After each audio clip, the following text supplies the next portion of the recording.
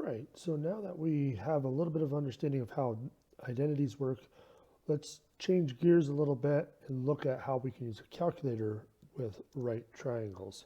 So I have a couple of problems here, 59 and 61, so let's jump over to the textbook and let's see what those look like. Okay, so we can see from our textbook that they want us to find the exact values of the indicated variables. So for 59, they want us to find x and y. So we have our right triangle, we have x and y as our two legs, we got 18 as our hypotenuse, and 60 degrees for one of our angles. And if we skip down to 61, we have another right triangle, still have 60 degrees, but they're giving us slightly different information. So these problems are very similar, but their approach is subtly different. So let's take a look at that. Okay, so we've copied down our triangles. So let's set up some trig ratios and see what we can get. Now, the one thing that's going to be important is that we're going to have to include the angle, obviously, and one of the sides that we know. So we'll have to include both of these when we're finding each of those variables. So let's focus on finding x first. So we can see that x is adjacent to our angle of 60 degrees, and we know we have the hypotenuse. So what includes all of those different things? You guessed it, it's cosine. So the cosine of 60 degrees should be equal to our adjacent over our hypotenuse. And so now that we have our equation, let's just solve it. Easiest way to solve these is to think of them like a proportion. So if we put this over 1, you can just simply cross multiply and divide if you need to. But in this case, x times 1 is x, and we have 18 times the cosine of 60 degrees. And so now we can just use our calculator, make sure it's in the right mode. So we are in degrees, so we should be good. And so 18 times, now for this one, we're going to want to put the angle in first, and then hit cosine, and then we hit equals. So we can see that it's equal to 9. So very, very quick. All right, let's do it again, but now we have to find y. So we're going to do the same thing. How is y related to our angle? We can see that it's the opposite.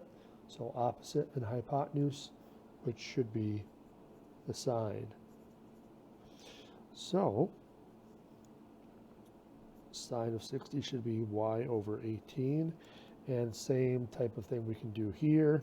So y should be equal to 18 times sine of 60 degrees. So if we use our calculator again, so we can say 18 times 60 sine equals, so 15.588. Now obviously be careful about how many decimal places you need to round it to. In this case, all of our sides here are whole numbers. We could round it to a whole number, but let's go 1 decimal place just to have a little bit of accuracy. So 15.6. And we're done.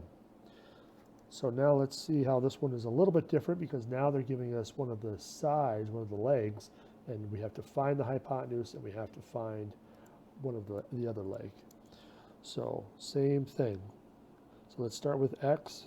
Again, this side is adjacent to our angle of 60. 32 is opposite. So opposite and adjacent is tangent. So tangent of 60 degrees should be 32 over x. Now for this one, if we set up a proportion and cross multiply, we're not going to get as easy as we did over here, but with a couple of steps we can get it. So we have x times the tangent of 60 degrees equals 32. And so now if we want to get x by itself, we got to get rid of this tangent. So let's divide both sides by it. So we get the tangent of 60 degrees on the bottom now. So we're just going to make sure we divide by that. So let's see what we get. So we have 32 divided by 60 tangent equals. So 18.475.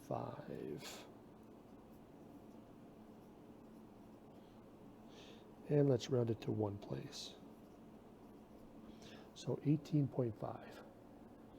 And now the last is to find side R.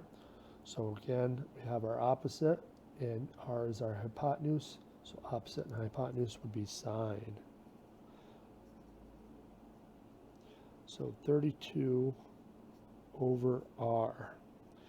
So we're going to do the same sort of thing we did on the previous one. We're going to have to cross multiply and divide. So we got R times the sine of 60 degrees equals 32.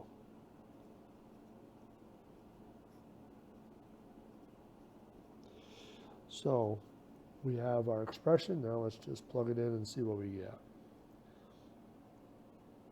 32 divided by 60 sine equals 36.95.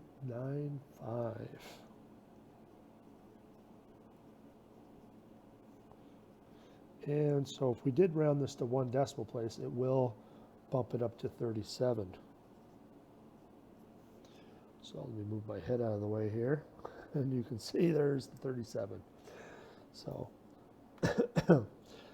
but you know, truthfully, this is all your only options for these problems. You're either going to be multiplying the values together, or you're going to be dividing them. And it really just depends on which angle you're using in your triangles. So, fairly short video for this one, but we're going to pick up more applications in the next one. See you soon.